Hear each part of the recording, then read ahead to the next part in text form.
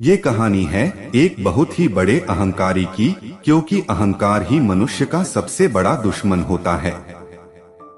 एक राज्य में एक व्यापारी सबसे धनी था। वो आपने सामने किसी को भी अपने से ऊंचा नहीं समझता था। एक दिन उन्होंने सोचा कि हमारे पास इतनी संपत्ति है, लेकिन कम ही लोगों को इसकी जानकारी है। इसलिए उन्होंने अपनी संपत्ति का प्रदर्शन करने के लिए एक भव्य भोज का आयोजन करने की बात सोची।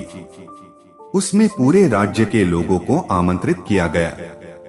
वो राजा के पास गए और उन्हें भोज के लिए आमंत्रित भी किया। कृपया आप परिवार सहित भोज में पधारने की कृपा करें। राजा बोले, मैं बूढ़ा हो चला हूँ, कहीं बाहर नहीं जाता। व्यापारी गिड़गिड़ाने लगे, आपके बगैर तो मेरा सारा आयोजन बेकार चला जाएगा। तब राजा जी ने कहा, एक उपाय है। मैं अपने छोटे बेटे किशोर को तुम्हारे भोज में जाने को कह दूंगा। व्यापारी संतुष्ट होकर लौट आए। नियत समय पर व्यापारी ने भव्य भोज का आयोजन किया। पूरे राज्य के राजा वहां पर पहुंचे थे।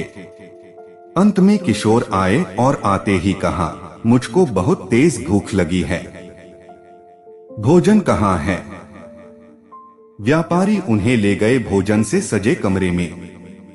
सोने की थाली में भोजन परोसा गया। क्षण भर में ही परोसा गया सारा भोजन खत्म हो गया। दोबारा खाना परोसा गया, उसे भी खा गए।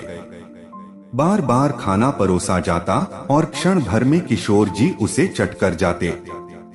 थोड़ी ही देर में हजारों लोगों के लिए बना भोजन खत्म हो गया, लेकिन किशोर का पेट नहीं भरा। वे रसोई घर में पहुंचे और वहां रखा सारा कच्चा सामान भी खा गए, तब भी भूख नहीं मिटी। जब सब कुछ खत्म हो गया तो किशोर ने व्यापारी से कहा, जब तुम्हारे पास मुझे खिलाने के लिए कुछ था ही नहीं तो तुमने मुझे न्योता क्यों दिया था? व्यापारी का अहंकार चूर चूर हो गया। इसलिए हमें कभी भी अपने पैसों पर या फिर विरासत में मिली वस्तुओं पर कभी भी दिखावा नहीं करना चाहिए।